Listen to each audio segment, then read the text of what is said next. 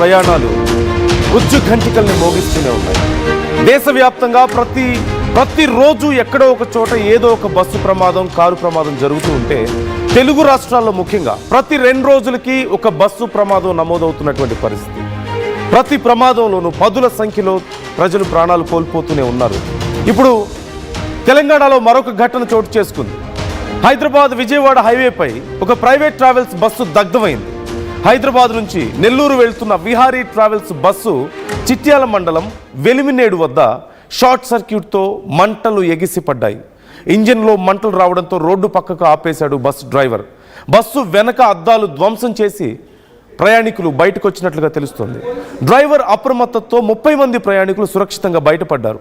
Tea break నుంచి బయలుదేరిన 10 నిమిషాలకే ఈ బస్సులో ఈ మంటలు చెలరేగినట్లుగా తెలుస్తోంది. 2 ఫైర్ ఇంజిన్లతో మంటలను అదుపు చేసింది ఫైర్ సిబ్బంది. ఒక్కసారి నేను మీకు ఆ విజువల్స్ చూపించే ప్రయత్నం చేస్తున్నాను. ఆ బస్సు ప్రమాదం జరిగిన సమయంలో బస్సులోంచి బయటకు వస్తున్నటువంటి ప్రయాణికులు మీరు ఇక్కడ చూస్తున్నారు. ఓ పక్క మంటలు ఎగిసిపడుతున్నాయి. మరికొద్ది క్షణాల్లో పూర్తిగా బస్సు అంతా కూడా మంటలు వ్యాపించే పరిస్థితులు, ఎవరు బయటికి రాలేని పరిస్థితులు. కానీ వెంటనే బస్సు డ్రైవర్ అప్రమత్తం అవడంతో అందరూ సురక్షితంగా బయటపడ్డారు. 30 మంది ఉన్నారు ఆ సమయంలో బస్సులో. ఏదైనా చిన్న నిర్లక్ష్యం జరిగినా, కొద్దిపాటి లేట్ జరిగినా సరే 30 మంది ప్రాణాలు గాల్లో కలిసిపోయి ఉండేవి. ఈ మంటలకి ఆహుతై ఉండేది. ఇదిగో పూర్తిగా కాలిపోయిన తర్వాత దిస్ ఈజ్ ద సిచ్యువేషన్. ఇది జస్ట్ ఇమాజిన్, ఒకవేళ కనుక ఏదైనా కొంచెం నిర్లక్ష్యం జరుగుంటే, కొద్దిగా లేట్ అయి ఉంటే లోపల ఉన్న వాళ్ళ పరిస్థితి ఎలా ఉండేదో ఒక్కసారి మీరు చూడొచ్చు. బస్సు పూర్తిగా మంటల్లో దగ్ధమైంది.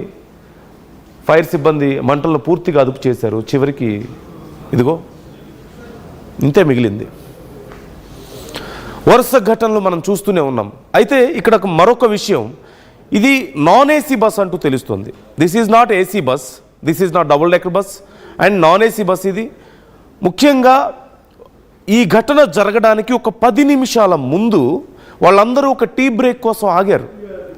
మనందరికీ తెలుసు, నైట్ జర్నీ టైంలో around early morning 3 or 4 o'clock అప్పుడు ఒకసారి ఆపుతారు ఎక్కడో ఒక చోట టీ బ్రేక్కి. 2 o'clock అప్పుడు సుమారుగా ఆపి టీ తాగి డ్రైవర్ కొంచెం ఫ్రెష్ అవుతారు, ఎవరైనా తినాల్సిన వాళ్ళు ఉంటే తింటారు, మళ్ళీ స్టార్ట్ అవుతారు.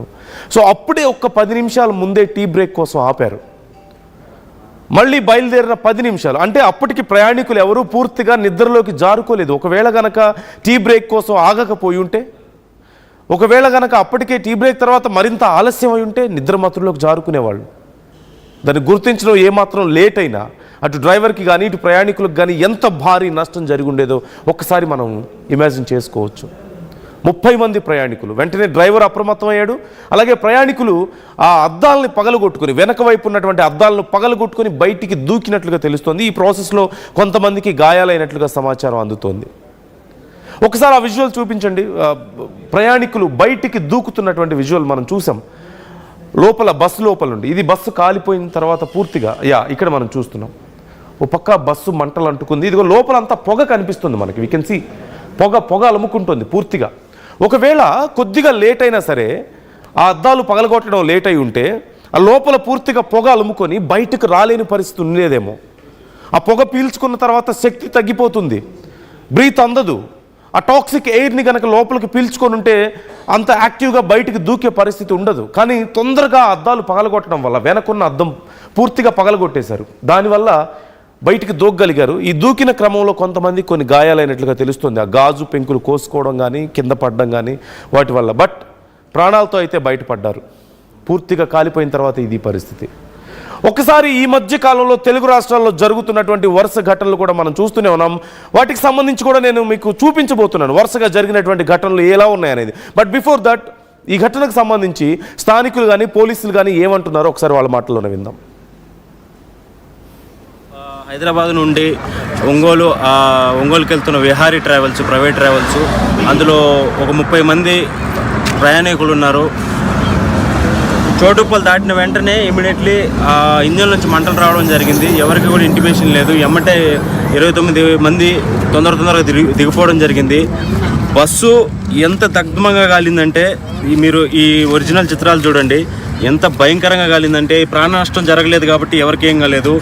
ఇటువంటి ఫిట్నెస్ లేని బండ్లు నాగాల్యాండ్, అరుణాచల్ ప్రదేశ్కి సంబంధించిన ఫిట్నెస్ లేని బండ్లు తీసుకొచ్చేసి రిజిస్ట్రేషన్ ఏపీ తెలంగాణ మధ్య ఈ ప్రాంతాల్లో నడుపుతున్నారు.